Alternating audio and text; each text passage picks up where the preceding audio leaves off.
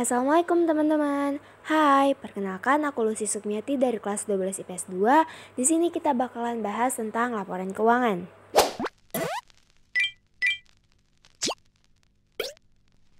Sebelum langsung ke intinya, kita cari tahu dulu laporan keuangan itu ada apa aja sih? Nah, ternyata laporan keuangan menurut International Financial Report System ada 6. Ada apa aja? Ada neraca, laporan laba rugi dan penghasilan komprehensif lain, laporan perubahan ekuitas atau modal, laporan arus kas, catatan atas laporan keuangan, dan laporan posisi awal periode komparatif. Sedangkan menurut Standar Akuntansi Keuangan untuk entitas tanpa akuntabilitas publik atau SAK etap, laporan keuangan terdiri atas 5 macam, yaitu laporan posisi keuangan atau neraca, laporan laba rugi dan penghasilan komprehensif, laporan perubahan ekuitas atau modal, laporan arus kas, dan catatan atas laporan keuangan.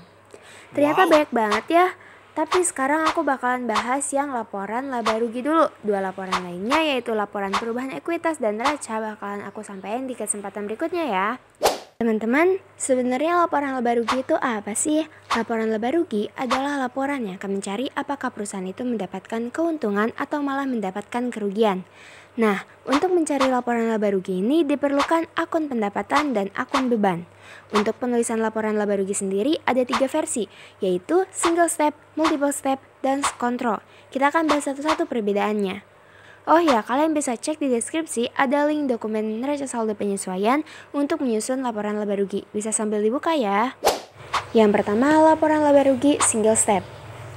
Pertama-tama kita cari tahu dulu mana yang termasuk ke pendapatan dan mana yang termasuk ke beban.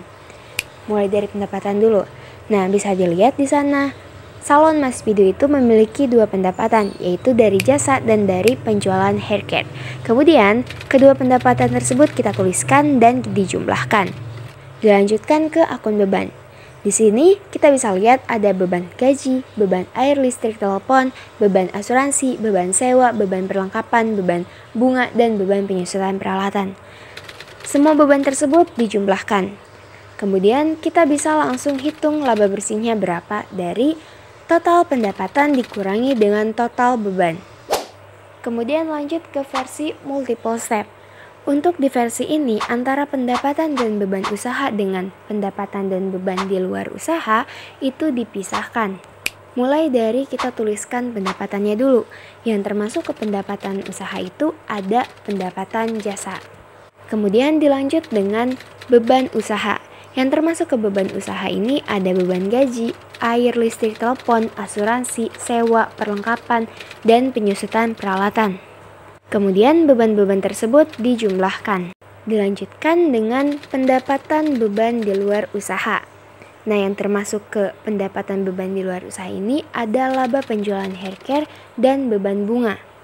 Ingat teman-teman, beban itu selalu mengurangi pendapatan. Maka di sini labanya itu dikurangi dengan beban. Nah, kalau teman-teman bertanya-tanya kenapa beban bunga dan laba penjualan haircare ini termasuk di luar usaha, itu ada alasannya ya.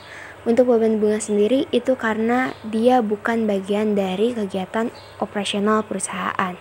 Nah, sedangkan untuk laba penjualan haircare ini dia jatuhnya kayak usaha sampingannya karena yang utamanya itu perusahaan menjual jasa salon.